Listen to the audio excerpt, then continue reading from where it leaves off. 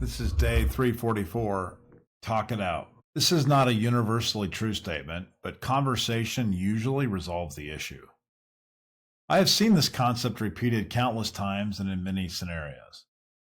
My general rule of thumb is this: if I do not know what to do, I am struggling, facing a problem, or having an issue, the best thing I can do is to have conversations with people. When you close up, hide, recede away, and turn inward, the general result is further isolation and magnified problems. In essence, you need to talk it out. What do people mean when they say that you need to talk it out? When my kids come to me with a conflict they cannot resolve between them, my response is to go talk it out.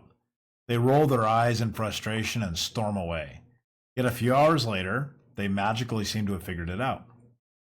In sales leadership, account conflict is inevitable. If you lead salespeople, there will come a day when you get approached by one of the salespeople complaining that another person is poaching one of their accounts. You could step in and resolve the issue, or you could tell your complaining salesperson to go talk to the other person first.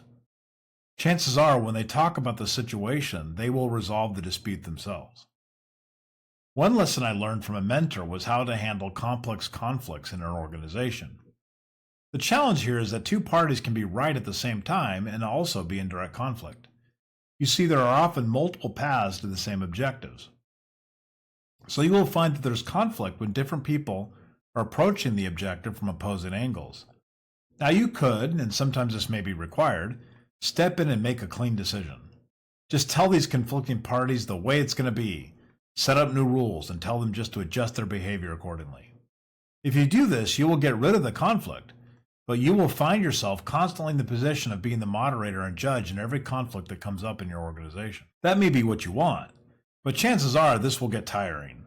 Most likely, you will not even make the right decision several times. Your unilateral approach may need to be a different path. You could opt to encourage the disagreeing parties to talk it out amongst themselves, and this is what I generally follow now. So when people come to you with a complaint, your automatic response back should be to inquire if they have spoken with the person they are complaining about. They will usually say no, so encourage them to voice their concern to the other party, because the alternative is worth it. You see, the person wants you to handle it so that you can avoid conflict, so that they can avoid conflict.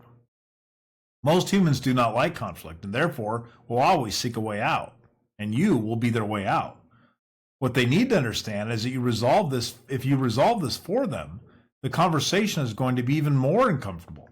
The better approach is to talk about the issue with the other interested parties before they seek arbitrary conflict resolution. By letting team members work things out amongst themselves, they become stronger in their communication and start to understand each other better.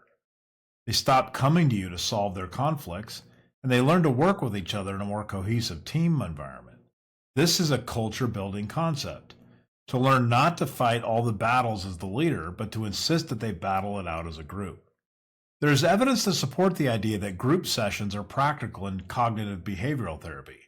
This is because the act of communicating, representing, and portraying issues as they are discussed provides a mechanism for the person to come to grips with and rationalize what they are struggling with.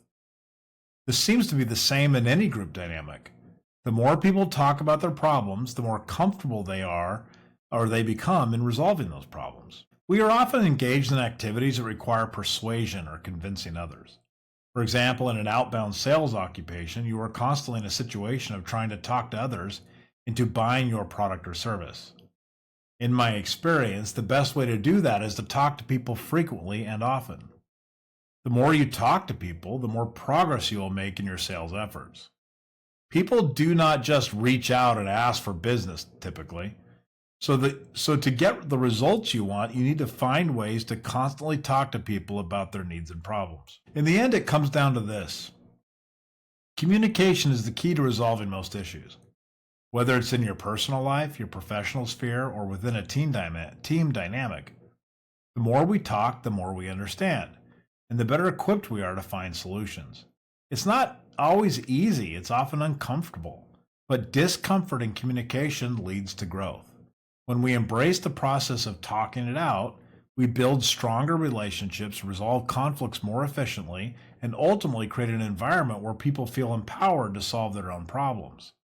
So the next time you're faced with a challenge or disagreement, remember, the solution might just be one conversation away.